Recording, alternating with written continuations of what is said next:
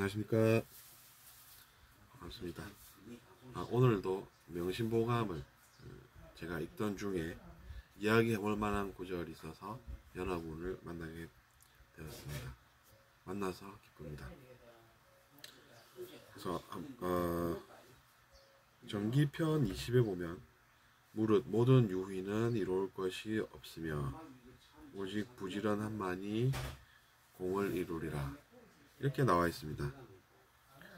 모든 유희는 이룰 것이 없다라고 하지 않습니까? 그리고 부지런함이 그래서 공을 이룬다는 것인데, 공이라고 하는 것은 뭔가 쌓은 것을 이야기합니다. 그러니까 우리의 인생을 바라볼 때 유희라고 하는 것은 기쁨이긴 한데 어떤 기쁨이냐라는 것이죠. 그것이 누군가의 인생에 도움이 돼서 혹은 세상을 더 낫게 만드는 데 힘을 써서 그 대가로서 받는 정당한 그런 기쁨이 아니라, 여기서 말하는 유희는 즐거움, 즉 우리가 놀유자를 쓰지 않습니까? 기쁠 희자고. 그러니까 놀고 얻는 기쁨은 이룰 것이 없다라는 것이죠. 아니 좀 놀 수도 있지, 이렇게 뭐 반발심이 드십니까? 그러면 이제 진실을 아셔야 되겠죠. 그것은 이제 환상이라고 볼 수 있습니다. 환상은 우리가 살아서 진실을 깨우쳐 보면 드러나는 것입니다. 그래서 놀고 얻는 기쁨이라고 하는 것은 말하자면 어떤 것인가 라는 것이죠. 놀고 얻는 기쁨이라고 하는 것은 말하자면 우리가 정당한 노력으로 우리의 일의 대가를 받는 것이 아니라,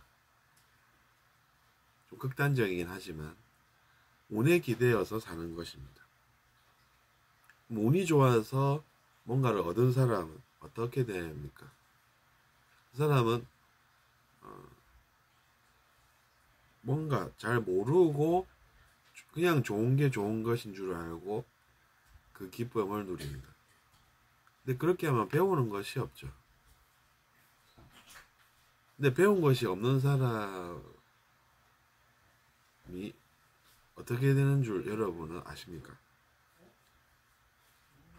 그것은 아무 정보 없이 그냥 로또에 당첨됐다고 해서 로또에 당첨되면 재미난 일을 하면 되겠구나 해가지고 이제 도박을 하러 어디론가 떠난다든지 뭐 그런 경우를 우리가 떠올려 볼 수가 있죠.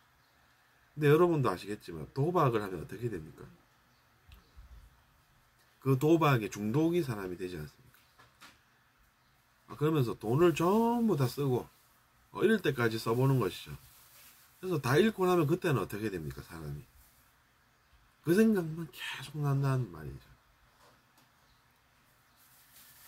그래서 딴 걸 못하겠고, 그리고 내가 그 돈을 잃어서 뭘 해야 될지도 모르겠고, 그런 시간이 찾아온다는 것입니다.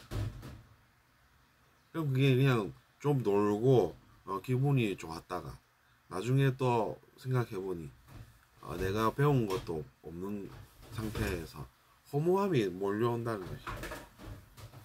그걸 하면 뭔가 좋은 일이 생길 것 같았는데, 그러면 허무함은 왜 또 찾아옵니까? 허무함이 찾아오는 것도 이유가 있어서죠. 우리는 학교에 다니면서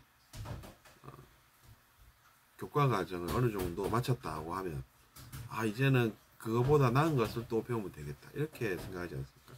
그러니까 배움이라는 것은 끝은 없습니다. 사실 우리가 직장에 취직을 했다고 해서 배움이 끝나는 것도 아닙니다.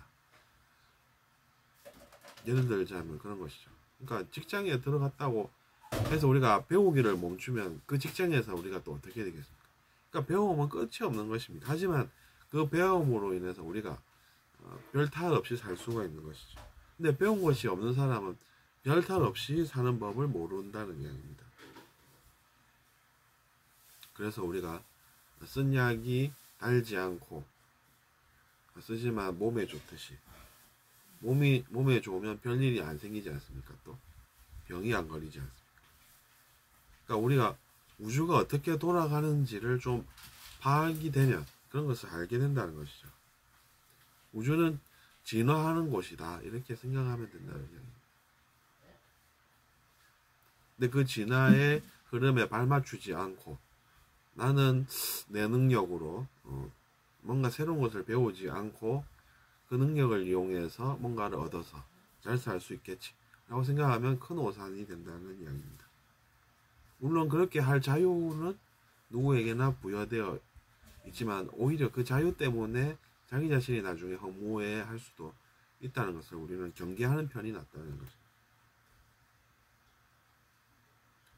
자유의지를 부여는 받았는데 아무것도 모르면 그 자신이 하는 모든 것들이 다 나중에 실패로 돌아가는 그 현실을 받아들일 때 우리는 좀 더 나은 삶을 살 수 있지 않나 생각하면서 이번 시간을 마치겠습니다. 들어주셔서 감사합니다.